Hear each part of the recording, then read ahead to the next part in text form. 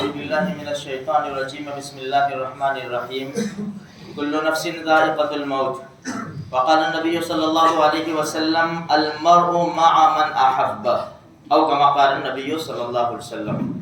میرے بھائیو، آج زمین پر چل رہے ہیں، کل ہمارا بھی اعلان ہونا ہے کہ فلاں ابن فلاں دنیا سے رخصت ہو گئے، ان کی جنازے کی نماز فلاں جگہ ہوگی، فلاں قبرستان میں دفن کیا جائے گا۔ یہ میرا بھی اعلان ہونا ہے، آپ کا بھی اعلان ہونا ہے۔ بہت زمانے تک پھر قبر میں پڑے رہنا ہے، تنے تنہا اکیلے چھوٹی سی کوٹھی کے اندر۔ بڑے زمانے کے بعد پھر سور پھونکا جائے گا، پہلا ساری کائنات فنا ہوگی، پھر دوسرا سور پھونکا جائے گا۔ سب سے پہلے رحمت عالم صلی اللہ علیہ وسلم کی قبر مبارک کھلے گی، ہمارے نبی قبر سے باہر آئیں گے، ابو بکر صدیق رضی اللہ تعالیٰ عنہ، عمر بن خطاب، سارے مدینہ والے ہمارے نبی کے پاس آ کر جمع ہوں گے۔ سارے مدینہ والوں کو ہمارے نبی اپنی بائیں طرف لیں گے، مکہ والوں کی قبریں پھٹے گی، سب اٹھیں گے، سب مدینہ دوڑتے ہوئے آئیں گے، ہمارے نبی ان کو داہنی طرف لیں گے۔ یا رسول اللہ، ایسا کیوں کہ مدینہ والوں کو آپ نے بائیں طرف کر دیا، مکہ والوں کو داہنی طرف کر دیا؟ فرمایا مدینہ والے میرے ہیں اور مکہ والے مہمان بن کر آئیں گے، اس لیے میں ان کو داہنی طرف رکھوں گا۔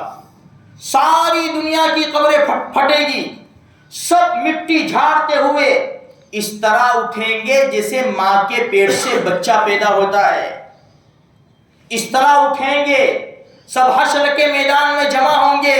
اب حدیث سنو جو میں نے آپ کے سامنے پڑھی۔ ہمارے نبی کے پاس ایک سائل آیا، یا رسول اللہ قیامت کب آئے گی؟ ہمارے نبی نے کوئی جواب نہیں دیا۔ نماز کی تیاری تھی، نماز پڑھائی، نماز کے بعد فرمایا این السائل، بھائی وہ سوال پوچھنے والا کہاں ہے؟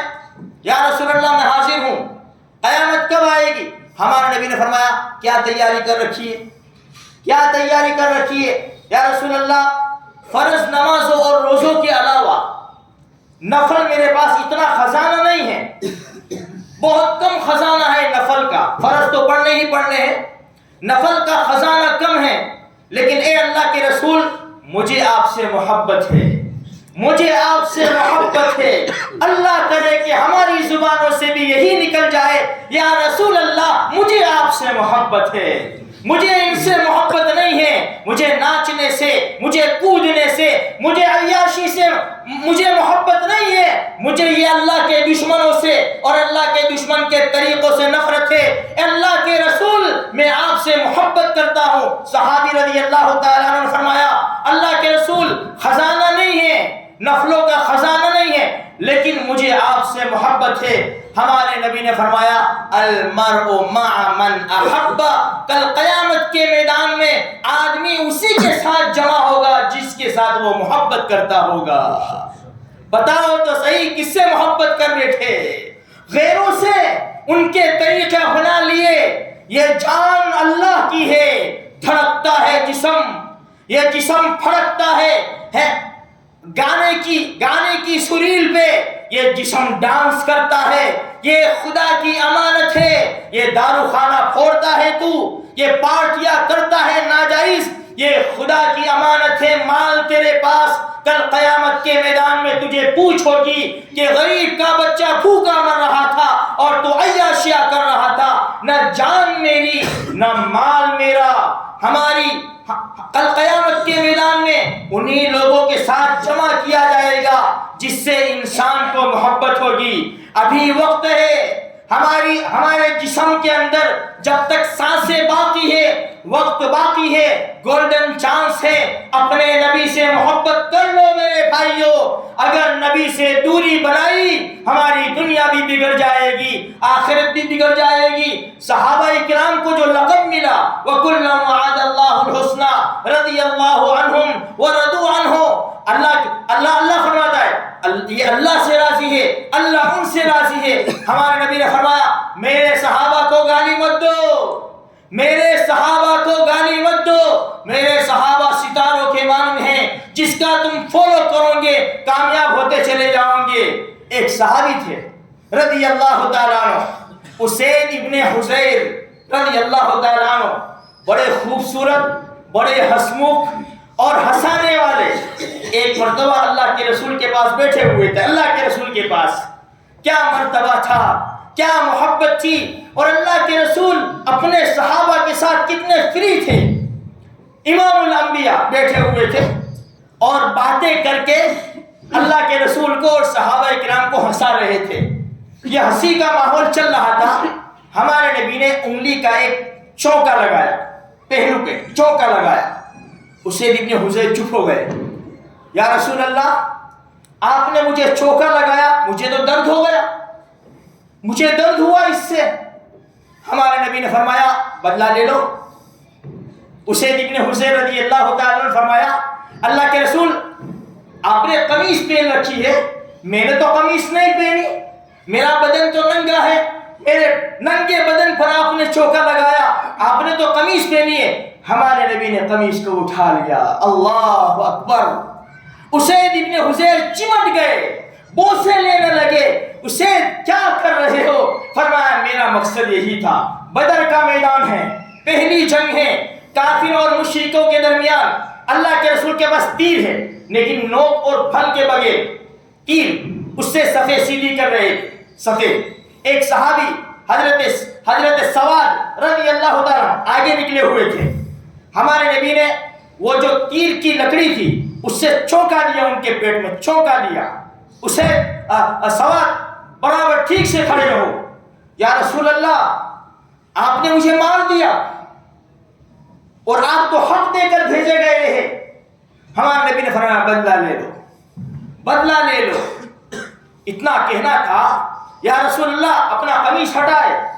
قمیص مبارک ہٹایا گیا، فوراً چمٹ گئے ہمارے نبی کو، چمٹ گئے، بوسے لینے لگے۔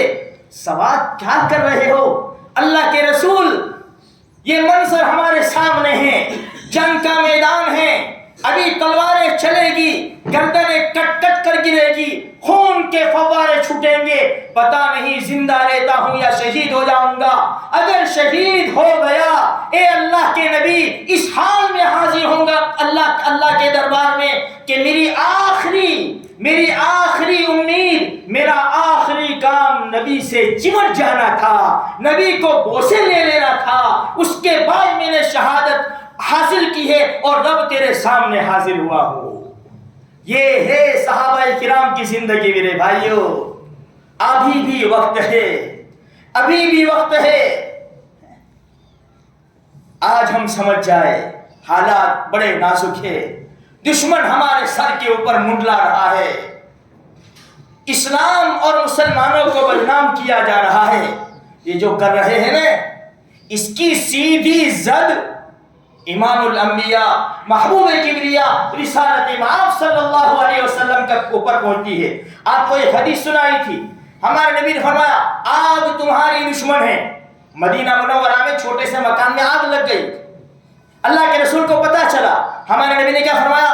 جب سونے کے لیے جاؤ چراغ بجھا دو، آگ تمہاری دشمن ہے، اور اسی آگ کو کلمہ پڑھنے والا پھوڑ رہا ہے، خوشیاں منا رہا ہے۔